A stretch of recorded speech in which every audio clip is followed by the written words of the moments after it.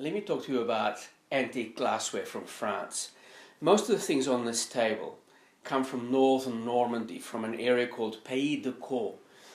Caux, Roman for chalk. Imagine that northern Normandy is opposite the cliffs of Dover, so very chalky soil, and rich in silica, and therefore a renowned area for glassworks. These two are decanters for wine and cider. A lot of apples are grown in Normandy, so often cider. This decanter here is for a bistro, and as you can see, it's never had a top, a cork or a bung, because you would order that measure from the host and drink it. Whereas this one was for a household, so you'd have your barrel in the cellar and you'd go and fill it up, and if you didn't finish it, you would have this mushroom-shaped top that sealed it for later use. It's blown glass with all the imperfections. It's got bubbles and slight wobbles, but really thought out. Ergonomically, this is made to hold, like an anti-slip ring around the neck. This decanter is very interesting, with like a three-cornered hat flare to pour wine out of. And one of the interesting aspects of that is that it's ribbed, so that if you put wine in here from a bottle, it actually helped air the wine before it was served.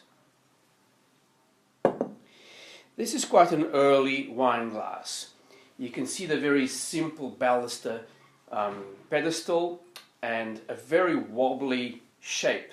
So the base is eccentric, and it bears the mark of the pincer that was used to cut the glass off the bottom. Again, full of wobbles and trapped air bubbles inside.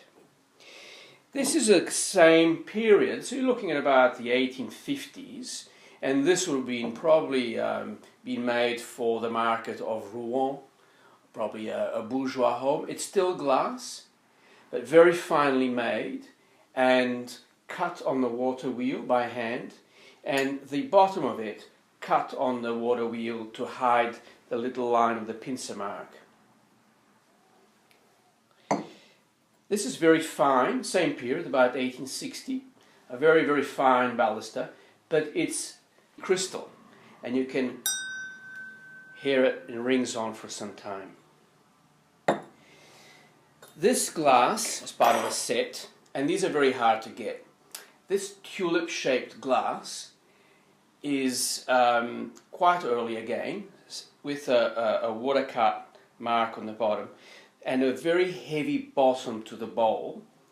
This was an absinthe glass. You drank that awful, almost deadly, fatal drink out of this, and you poured the absinthe through this fretted spoon. You'd put a cube of sugar and pour the absinthe through it into the glass, and the sugar was going to diminish the bitterness of the taste of the absinthe. This, again, same period, mid-19th century, is a hand-blown bell that sat over a platter of cheese. Our concept of putting cheese in the fridge does not sit well with the French. Their cheeses go into the pantry, and they're served at room temperature, as they should be, but usually kept under a glass bell.